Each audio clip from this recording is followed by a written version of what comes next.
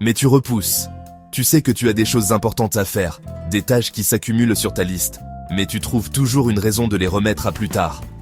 Peut-être que tu te dis que tu seras plus motivé demain, ou que tu as besoin de plus de temps pour te préparer.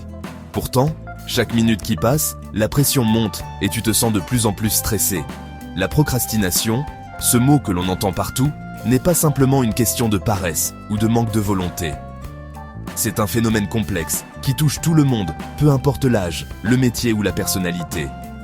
Tu n'es pas seul à ressentir cette lutte intérieure. D'un côté, la volonté d'avancer, de l'autre, cette force invisible qui te retient, t'incite à repousser encore et encore. Parfois, tu te convaincs que tu travailles mieux sous pression, ou que tu as besoin d'un peu plus de temps pour te sentir prêt. Mais au fond, tu sais que plus tu attends, plus la tâche te semble insurmontable. Pourquoi est-ce si difficile de commencer ? Pourquoi avons-nous tendance à éviter ce qui compte vraiment ? La réponse n'est pas toujours évidente. Parfois, c'est la peur de l'échec qui nous paralyse, ou l'angoisse de ne pas être à la hauteur.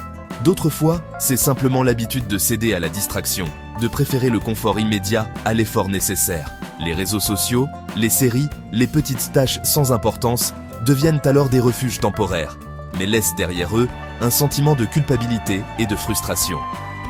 Dans ce chapitre, nous allons explorer les raisons profondes qui se cachent derrière la procrastination. Nous verrons comment notre cerveau fonctionne face à l'effort, comment nos émotions influencent nos choix, et pourquoi il est parfois si difficile de passer à l'action, même lorsque l'on sait que c'est important pour nous. Tu découvriras aussi des stratégies concrètes pour sortir de ce cercle vicieux, retrouver ta motivation et avancer, une étape à la fois. Parce qu'il est possible de changer, de reprendre le contrôle et de transformer la procrastination en énergie positive. Prêt à comprendre ce qui t'empêche d'agir et à trouver des solutions adaptées à ta réalité ? Alors, commençons ce voyage ensemble.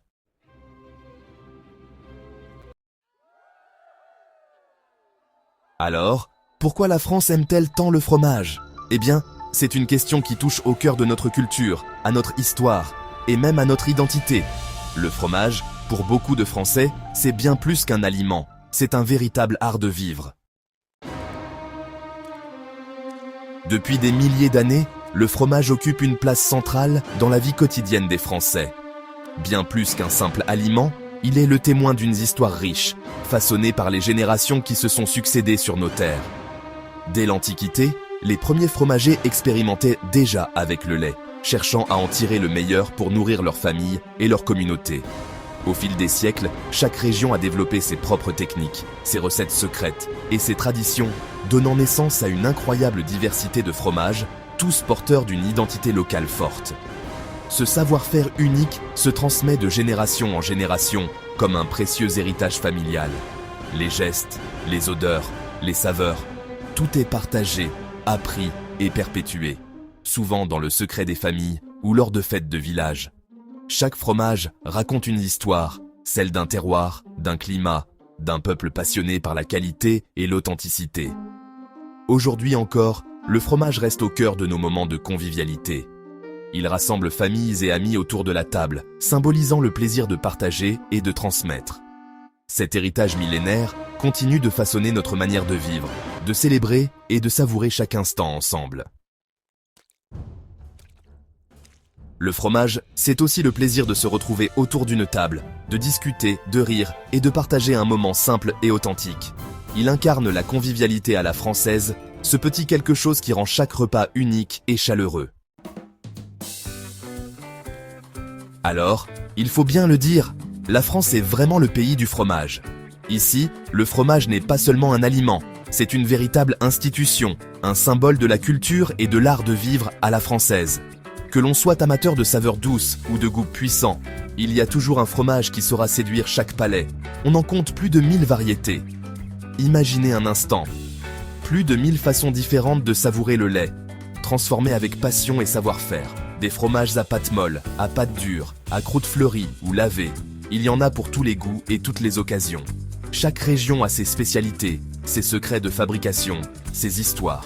Dans le nord, on trouve le maroilles, puissant et parfumé. Dans le sud, le roquefort, affiné dans ses caves naturelles. L'ouest propose le camembert, crémeux et délicat, tandis que l'est offre le Münster, au caractère bien trempé. Derrière chaque fromage, il y a des traditions, des familles, des paysages et souvent des siècles d'histoire. Du brie de Meaux, doux et onctueux, au roquefort, bleu et corsé, chaque fromage raconte une histoire différente.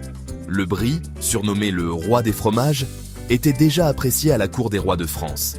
Le roquefort, quant à lui, est protégé par une appellation d'origine et doit être affiné dans les caves de Roquefort-sur-Soulzon. En passant par le comté, fruité et affiné pendant de longs mois dans le Jura, ou le reblochon, crémeux et fondant, parfait pour une tartiflette savoyarde, la diversité est tout simplement incroyable. Chaque fromage a sa propre personnalité, son terroir et même ses rituels de dégustation. Il y en a pour tous les goûts. Que vous aimiez les fromages doux, les saveurs puissantes, les textures crémeuses ou les croûtes croustillantes, vous trouverez forcément votre bonheur. Les marchés, les fromageries et même les petits villages regorgent de trésors à découvrir et à partager. Franchement, impossible de s'ennuyer avec autant de choix. Chaque dégustation est une aventure, une invitation au voyage à travers les régions de France. Alors, laissez-vous tenter, explorer, goûter et surtout, partagez ces moments de plaisir autour d'un bon plateau de fromage. En France, le fromage, c'est bien plus qu'un aliment. C'est un art de vivre. Finalement, le fromage, c'est bien plus qu'un simple aliment. Derrière chaque morceau, il y a une histoire, un terroir, un savoir-faire transmis de génération en génération. Le fromage, c'est la mémoire vivante de nos campagnes, le reflet de nos traditions et de notre diversité régionale. Il incarne la passion des hommes et des femmes qui, chaque jour, perpétuent des gestes ancestraux pour offrir des saveurs uniques. C'est un patrimoine, une fierté, un véritable art de vivre à la française. Partager un plateau de fromage, c'est inviter à la découverte, à l'échange, à la convivialité. C'est aussi célébrer la richesse de nos terroirs, la créativité de nos artisans et l'amour du goût. Le fromage accompagne les moments importants de la vie. Un repas de fête, un pique-nique entre amis, ou simplement une pause gourmande au quotidien. Il rapproche les gens, il raconte des histoires, il fait partie de notre identité. Chaque fromage est le témoin d'un territoire, d'un climat, d'un mode de vie. Il évoque des souvenirs d'enfance, des moments partagés, des découvertes inattendues. Le fromage, c'est aussi la curiosité, l'ouverture à d'autres cultures, car il existe des centaines de variétés à explorer, chacune avec sa personnalité et son caractère. Alors, la prochaine fois que vous dégusterez un morceau de fromage, pensez à tout ce qu'il représente et savourez-le pleinement. Prenez le temps d'apprécier ses arômes, sa texture, son histoire. Imaginez le chemin parcouru, du pâturage à votre assiette et rendez hommage à tous ceux qui ont contribué à sa création. Le fromage, c'est un voyage sensoriel, une invitation à la découverte et au partage. Bon appétit! Aujourd'hui, décide, par le frère Élysée, guide spirituel Eugéto, que ton âme et ton esprit dominent ton corps, toujours et encore. Aujourd'hui, alors que le soleil se lève lentement sur l'horizon, enveloppant la terre d'une lumière douce et dorée, prends un moment pour t'arrêter, respirer profondément et écouter la voix intérieure qui murmure au plus profond de toi. Ce matin, frère Élysée, humble serviteur et guide spirituel d'Eugéto, t'invite à faire un choix qui résonnera bien au-delà de cette journée, un choix qui façonnera ton être tout entier. Décide, oui, décide aujourd'hui, de ne plus laisser les vents contraires de la vie, les tempêtes de l'émotion ou les faiblesses du corps dicter la direction de ton existence.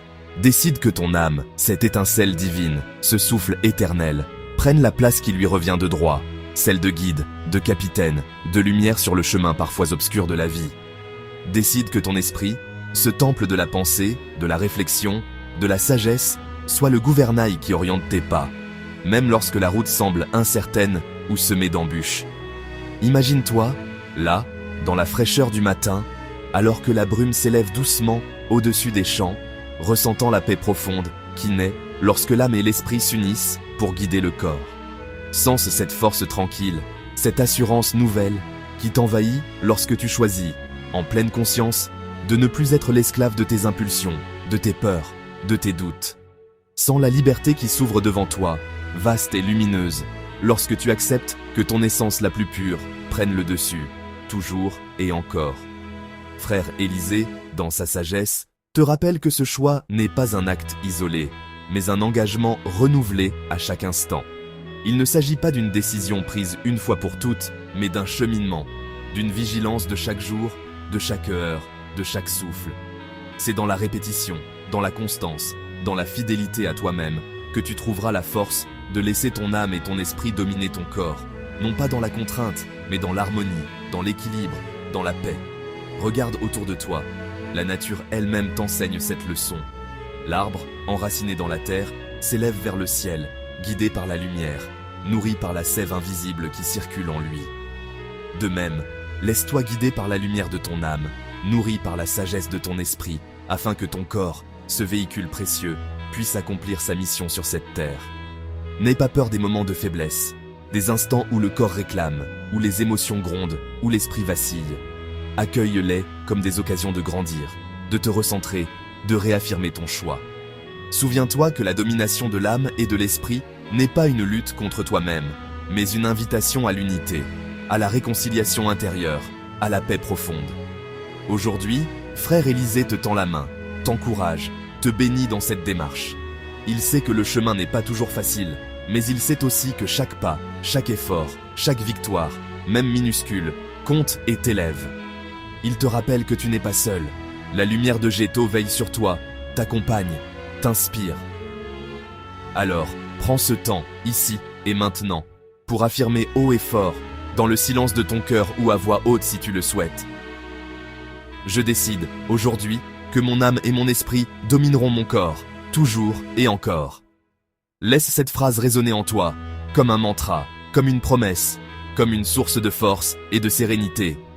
Et lorsque tu avanceras dans ta journée, porte cette décision avec toi, comme un flambeau, comme un bouclier, comme une étoile qui te guide. Quoi qu'il arrive, souviens-toi de ce choix, reviens-y aussi souvent que nécessaire, et laisse-le transformer ta vie, pas à pas, instant après instant. Aujourd'hui, décide, par le frère Élisée, guide spirituel Géto, que ton âme et ton esprit dominent ton corps, toujours et encore.